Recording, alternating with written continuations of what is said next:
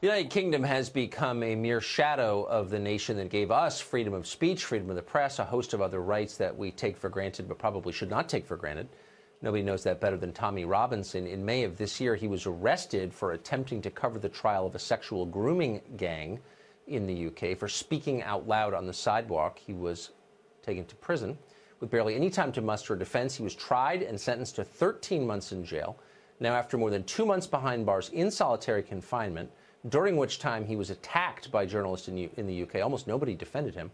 But tonight he has been released on bail after winning an appeal. Tommy Robinson joins us now for his first and only interview. Tommy Robinson, thank you very much for agreeing to talk to us. I know that you've spent the last 2.5 months by yourself in a cell, so you're probably feeling a little bit bewildered to be out.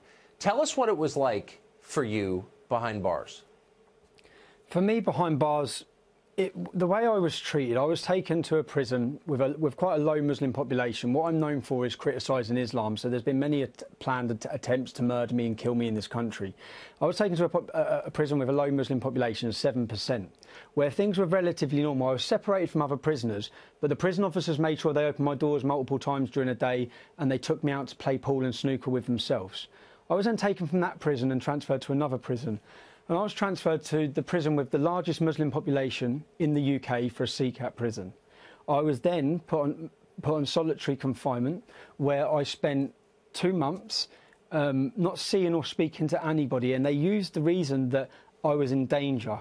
Now, they would have had risk assessments before I went there. I was purposely taken to be put in danger so that then that reason can be used to then put me on solitary confinement. And if you think about what has happened in this case, it took a number of hours to take me before a court, prosecute me, unlawfully imprison me, and then it took 2 months with the prisons moving me to prevent my legal access, shortening my legal visits, and it took months before I got the opportunity to go before a judge. Once the judge heard what had happened in the trial, we found so many illegal and wrongdoings within this kangaroo court that then it took another 2 weeks before I was freed. And to be honest, this whole encounter, if you talk about, I haven't eaten. I've lost nearly 40 pounds in prison. I had 1 tin of tuna and a piece of fruit a day. I was supposed to be in Her Majesty's prison service, not Guantanamo Bay. I couldn't open my windows because I was having excrement and spit put through them. I believe this whole process, and Tucker, this isn't the first. I'm sorry to interrupt, but who was putting excrement through your window and spit through your window? So my prison cell that I was put in was on the lower level, the ground level, which it didn't have to be. So it's on the ground level. So every prisoner would walk past my cell window, everyone as they walk out. So when my windows were open, every prisoner's walking past. The mosque for the prison was directly opposite my cell. So every time, and we've had huge heat waves, I was literally drenched day to day, and I had excrement and spit thrown through the doors, through my windows. So in the end, I had completely blocked up windows, had to block up all of my cell windows. And all of this, when I say this, to a lot of people around the world, this current case, and the world has watched it, has shocked them. For me, this has been nothing new. There's some things I have not spoke about in the past, where in 2012, I spent 5 months on solitary confinement in the British prison. This goes against every human right and every law. I spent 5 months on solitary. When I come out, I was diagnosed with a form of post-traumatic stress disorder. I've never spoke about that publicly because I don't want to insult members of the military who have witnessed war and try and compare being locked in a cell and on solitary confinement to that. But my medical records are fully aware, that the authorities are fully aware of them, the government are fully aware of them, the prison service are fully aware of them. They know what that did to me. They know what I went through after that. But I guess, may I interrupt you? I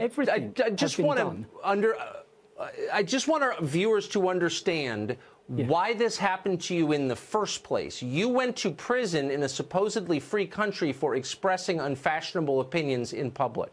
Did you, with this last round, you've been in jail for 2 months, did you hit anybody? Did you steal anything? Or did you say something the government didn't like? There was a court case going on where 29 people were in court for gang raping up to 100 young children. Now, I stood outside the court and I spoke, and all I done was read a BBC News article that is still online now for millions of people to see. Now, and I was taken and everyone would have watched the video, they said for a breach of the peace, they transported me to a police custody, and then my solicitor contacted the police custody. Then they emailed my solicitor, which my solicitor has this email, saying I was being released.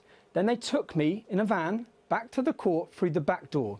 They put me up before a judge, and media reports have said that I pled guilty. At no point was I even asked whether I was guilty or not guilty.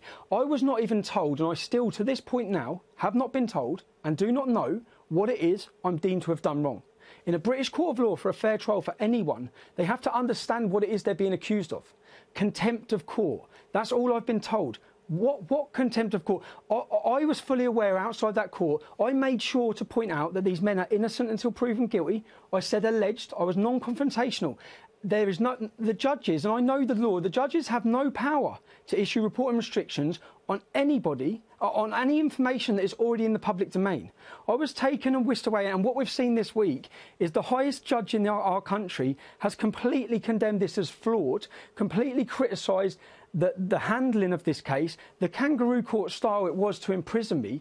And my biggest concern with it is, at this time, that when this has happened, and so many people, I say a thank you to the Middle East Forum, a thank you to Congressman Gosar, a thank you to Ambassador Brownback, people, a thank you to yourself, Tucker, people who come out, because we know that in this country, anyone who speaks about Islam, you can be completely liberal. The minute you mention, criticise Islam, you are deemed and attacked by everybody.